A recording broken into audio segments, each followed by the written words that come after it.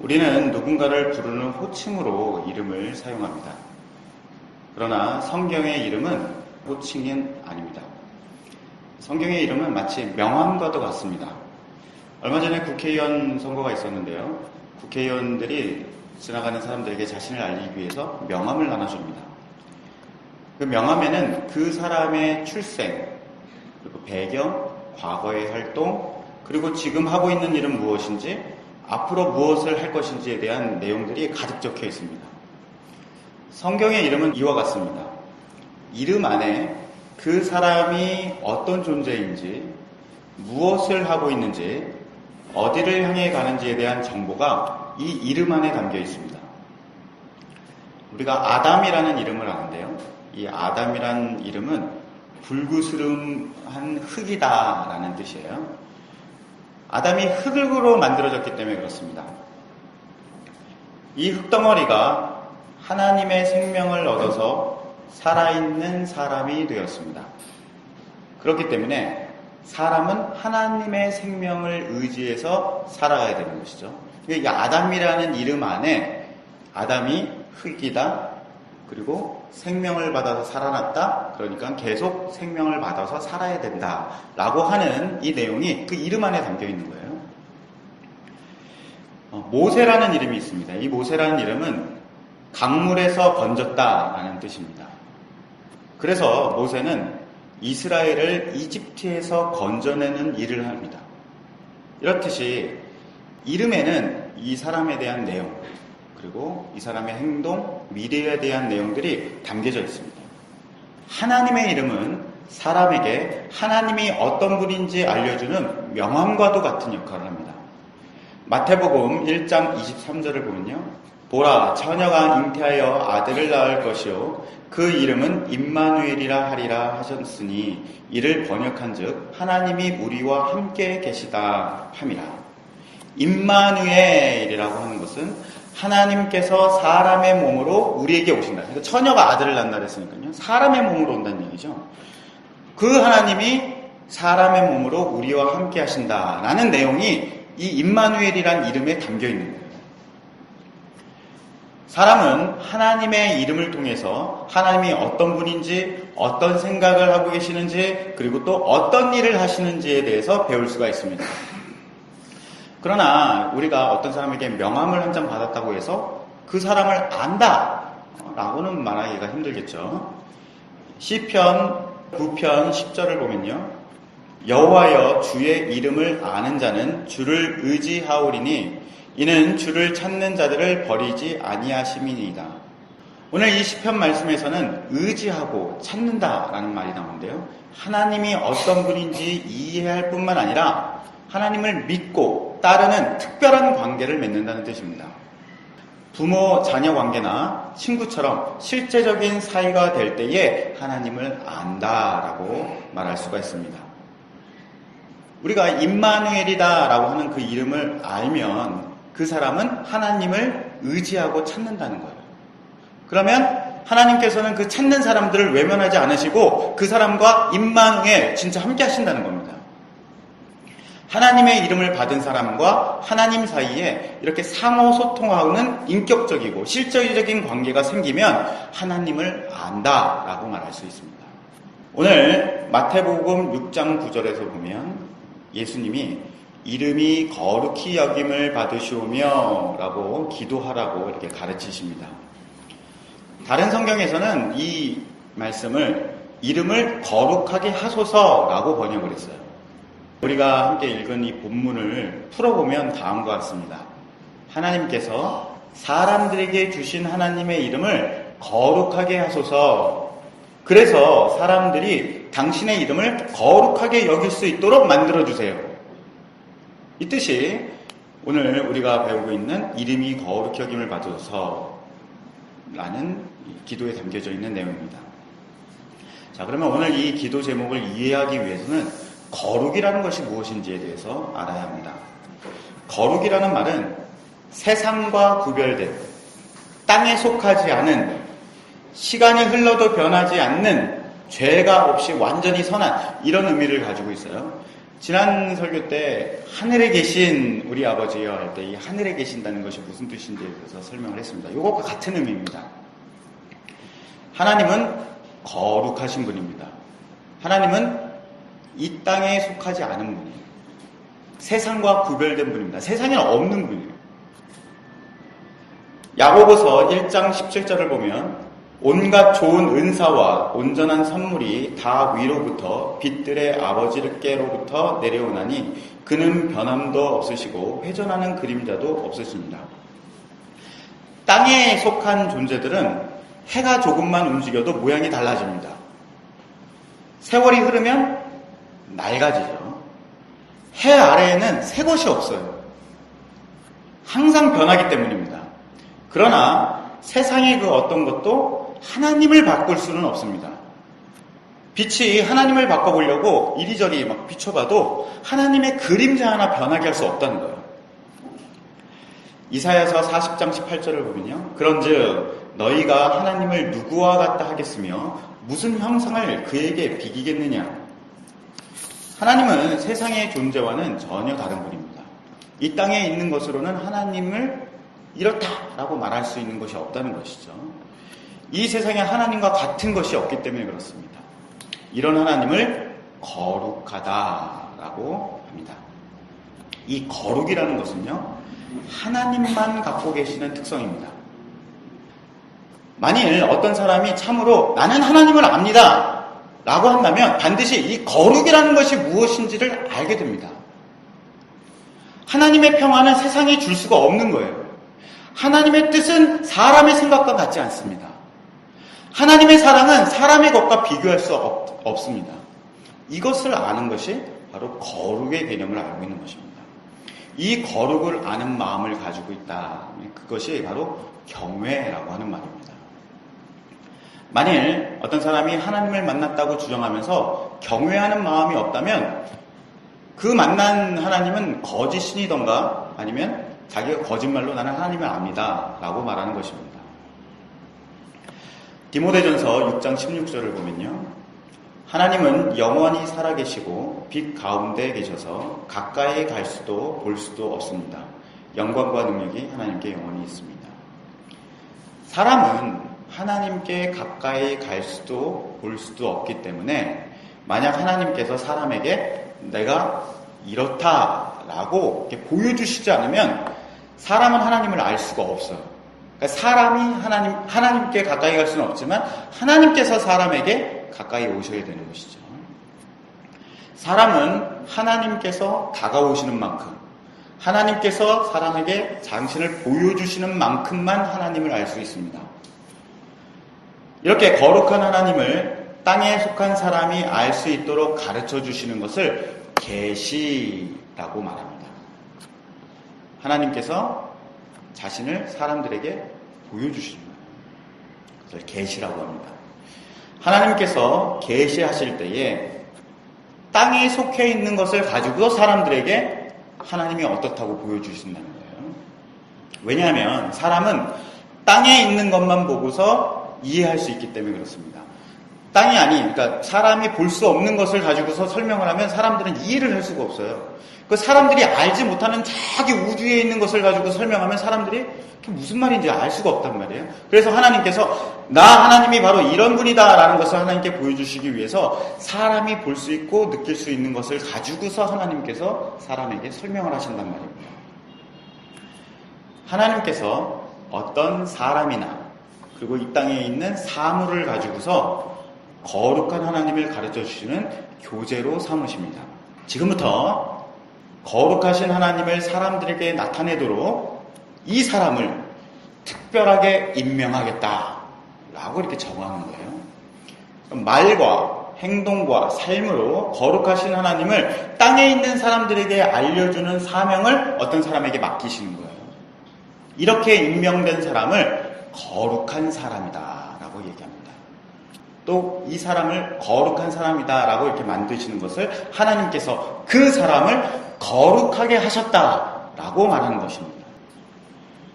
이 거룩한 사람은 눈이 3개가 있거나 아니면 남들보다 아주 뛰어난 능력이 있는 사람이 아니에요. 그냥 평범한 사람입니다.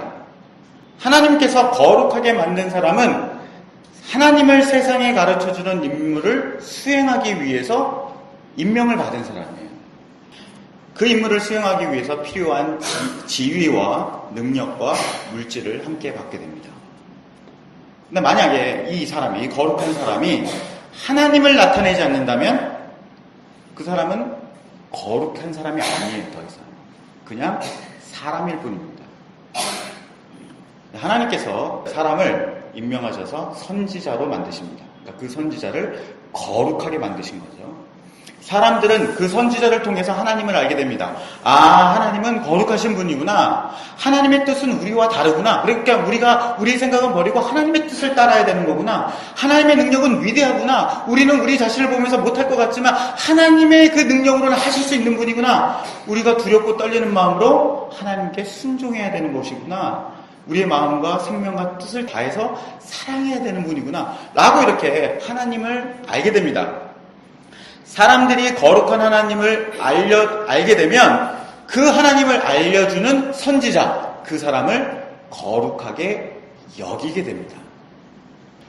이와 같은 역할을 하는 것이 바로 거룩한 건물, 성전, 그리고 거룩한 땅, 성지, 거룩한 책, 성경, 거룩한 직분, 성직, 이런 것들이에요.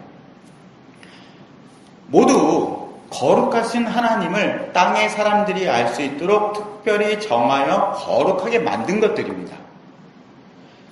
이런 것은 하늘에서 온 거예요? 아니 우주에서 온 겁니까? 성경책이 하늘에서 뚝 떨어졌어요?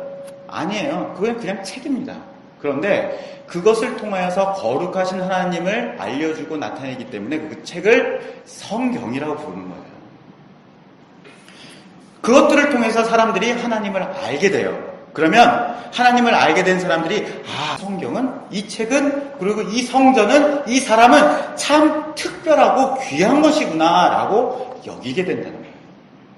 자, 그러면 이제 하나님께서 어떻게 이름을 거룩하게 만들고 이름이 거룩히 여김을 받게 되는지에 대해서 살펴보겠습니다. 출애굽기 23장 5절을 보면요. 여호와께서 구름 가운데서 강림하사 그와 함께 거기 서서 하나님 여호와의 이름을 선포하실세. 하나님께서 사람에게 하나님의 이름을 주신다는 거예요. 에베소서 1장 17절에 우리 주 예수 그리스도의 하나님의 아버지께서 지혜와 계시의 영을 너희에게 주사 하나님을 알게 하신다 라고 하는데요. 하나님께서 사람들이 하나님이 어떤 분이신지 이해할 수 있도록 지혜와 계시의 영을 주신다는 거예요. 지혜와 계시의 영을 받은 사람만 하나님을 알 수 있습니다. 아, 하나님이 이런 분이시구나. 하나님의 그 거룩하신 분이시구나 라는 것을 알게 된다는 거죠. 열왕기상 18장 24절을 보면 너희는 너희의 신의 이름을 부르라. 나는 여호와의 이름을 부르리니 이에 불로 응답하는 신 그가 하나님이시다. 하나님께서 하나님의 이름을 부르는 사람에게 찾아오셔서 하나님이 어떤 분이신지 응답해 주신다는 거예요. 사람들과 특별한 관계를 맺으십니다. 거룩한 하나님을 알게 되는 것이죠. 시편 105편 3절을 보면요. 그의 거룩한 이름을 자랑하라. 여호와를 구하는 자들은 마음이 즐거울지로다. 거룩한 하나님을 알게 해준 이 이름을 사람들이 특별히 귀하게 여긴다는 거예요. 그리고 그 이름을 자랑합니다. 하나님의 이름을 거룩히 여기는 것이죠. 거룩한 이름을 아는 사람들은 하나님을 기뻐하고 즐거워하고 찬양합니다. 하나님의 이름이 거룩히 여김을 받는 구체적인 모습은 바로 그 거룩한 이름을 알게 된 사람들이 드리는 예배와 찬양의 모습입니다. 하나님께서 이름을 주십니다. 그리고 그 사람들이 하나님을 알 수 있도록 지혜와 계시의 영도 주시는 거죠.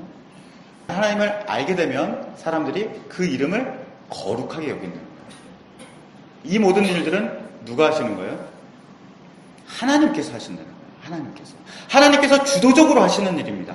그래서 우리가 이 기도를 할 때에 하나님께서 하나님의 이름을 거룩히 여김을 받을 수 있도록 하나님께서 그렇게 하세요 라고 지금 기도하는 것입니다. 기도는 이렇게 근본적으로 하나님께서 어떤 일을 하신다라는 것을 알고 그 하나님께서 하시는 일을 하나님 저도 하나님께서 하시는 그 일을 저도 원합니다. 하나님께서 그 일을 하세요 라고 하는 것이 기도인 것이에요.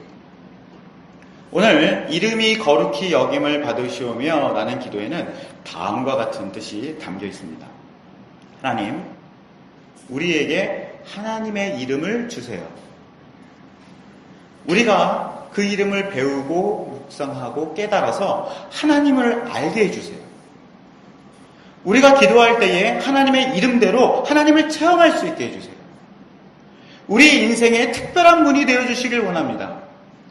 저는 하나님께서 이런 일을 하시기를 간절히 바랍니다.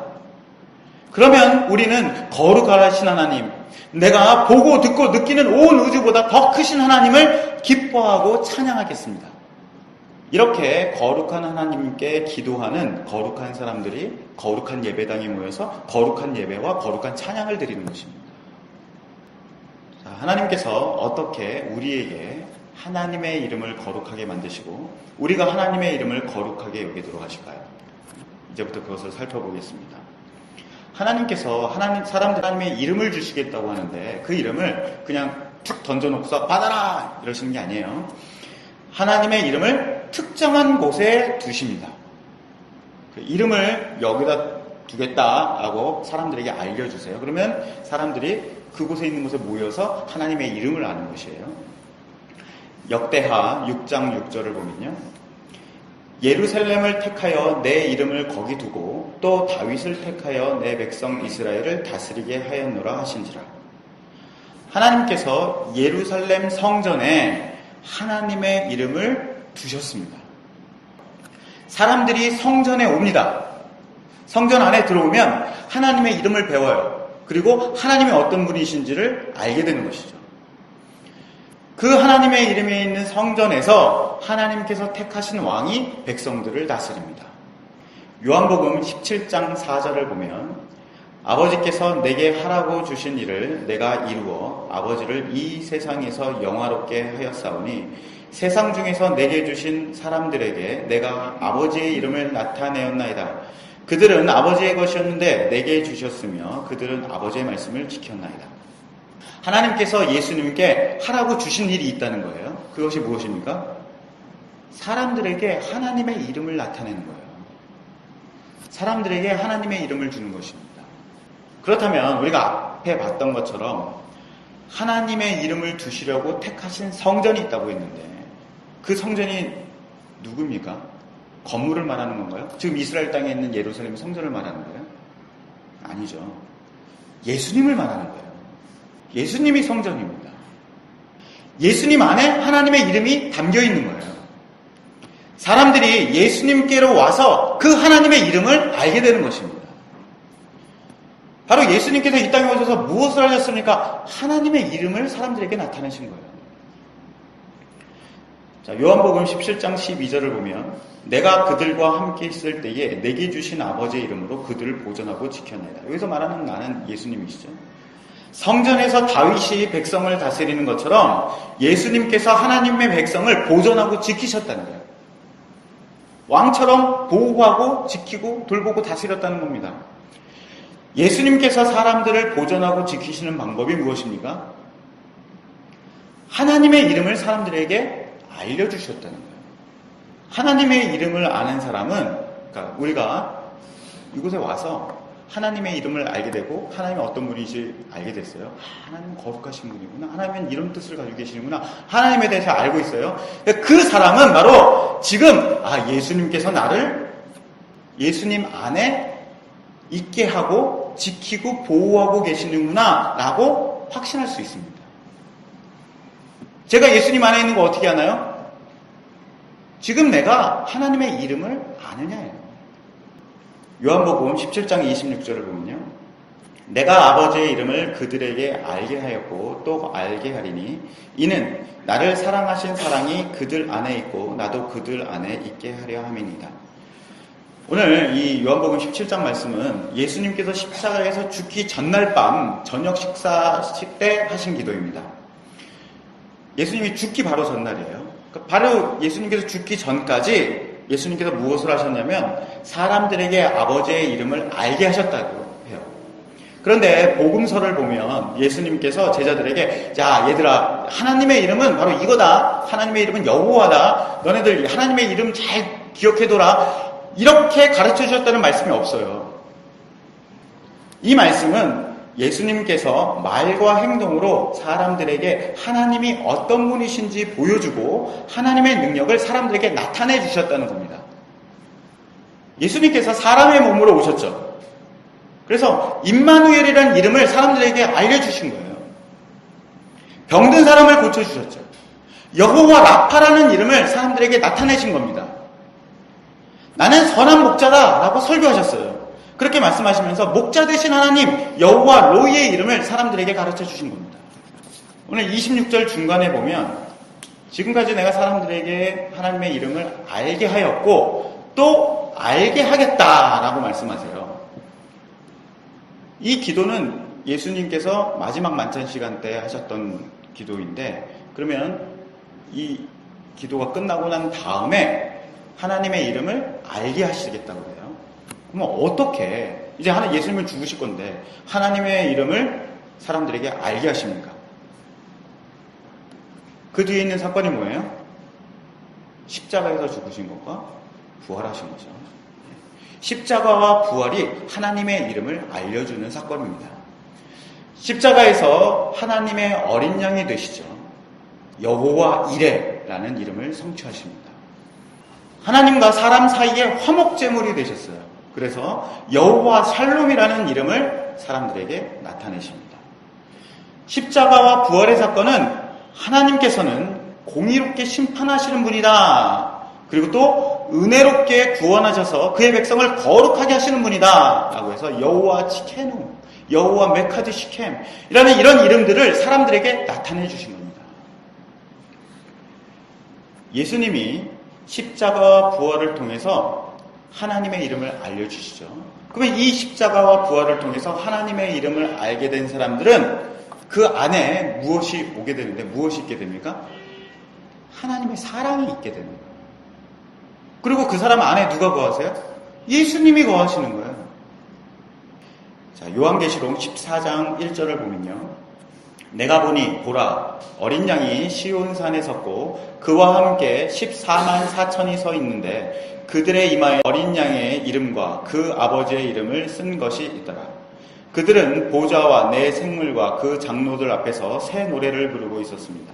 땅으로부터 속량을 받은 14만 4천 명 외에는 아무도 그 노래를 배울 수 없었습니다. 이 말씀은 하나님 나라에서 일어나는 예배의 일입니다.